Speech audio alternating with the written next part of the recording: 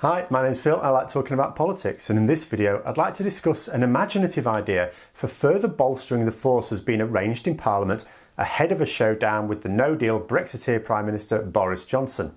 But first, if you find yourself enjoying this video, please click the like button and subscribe to the channel.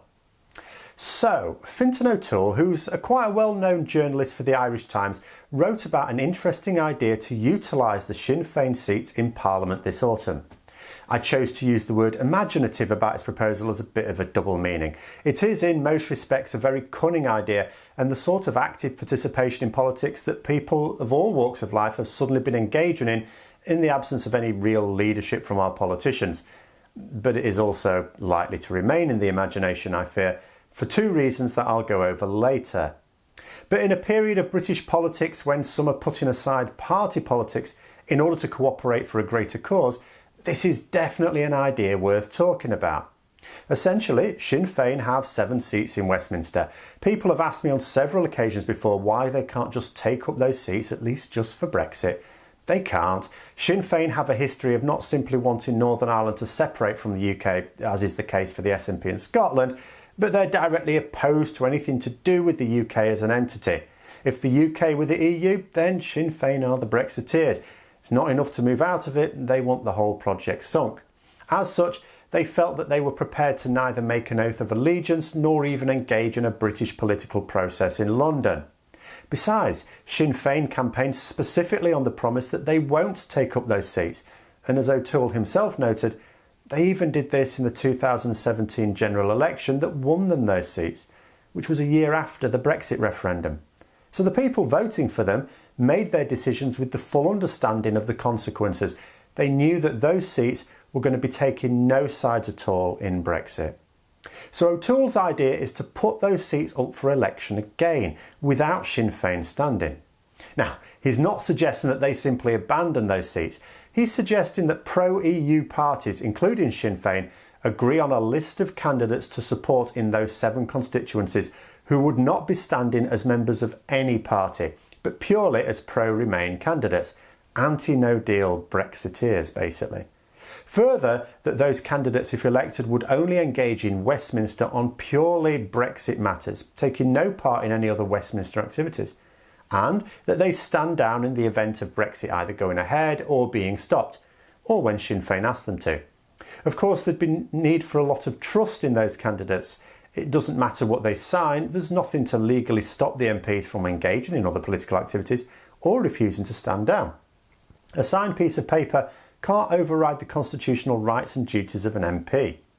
So it would have to be candidates that are trusted by all parties as honourable enough to do as they say they will. But surely between them they could find 7 people to fit that bill. So the idea would be that Sinn Fein MPs stand down as soon as Parliament resumes next month and that Labour move the writs to get the by-elections underway.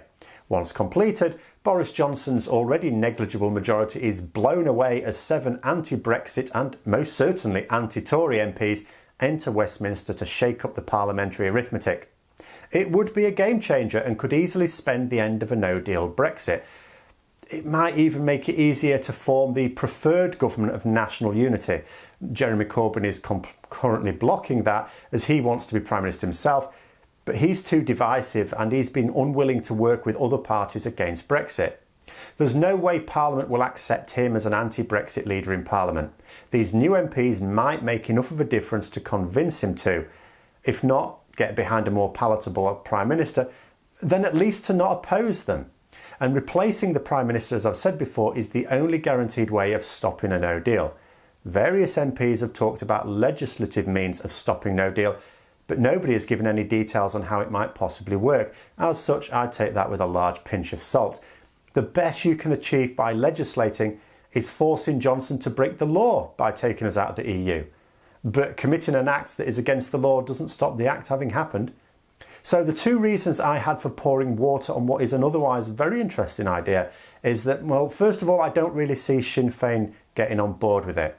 I don't want to talk out of turn too much, but I just think there are people in Sinn Fein who accept the no-deal Brexit as a prize to accelerate their reunification cause in the same way as I see Lexiteers viewing widespread pain and suffering amongst the poor as a price worth paying for their fanatical opposition to the EU. After all, if Ireland reunifies, it'll be back in the EU then anyway, won't it? Still, it's possible that they could be bounced into supporting such a move. The pro-EU portion of Northern Ireland has no political voice at the moment.